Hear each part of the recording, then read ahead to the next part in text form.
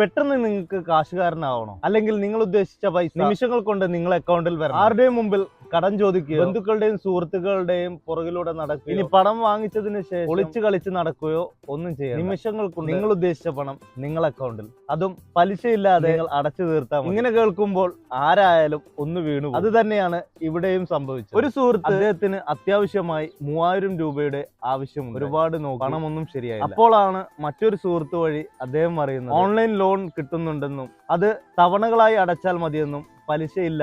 ആകെ ചെയ്യേണ്ടത് നിങ്ങളുടെ ഐഡിയും അവർക്ക് കൊടുക്കും. പിന്നീട് നിങ്ങളുടെ അക്കൗണ്ടിൽ നിന്ന് അവർ ആ കാശ് ഡിഡക്ട് ചെയ്തു. എന്നാൽ ഇദ്ദേഹം ചെയ്തത് ഇദ്ദേഹത്തിന്റെ ഭാര്യയുടെ ഐഡിയും ഫോട്ടോയുമാണ് അവർക്ക് നൽകിയത്. അടയ്ക്കേണ്ട തവണകൾക്ക് മുമ്പേ അവരുടെ ഭാഗത്തു നിന്ന് ഒരു ഭീഷണിയുടെ സ്വരം വന്നു.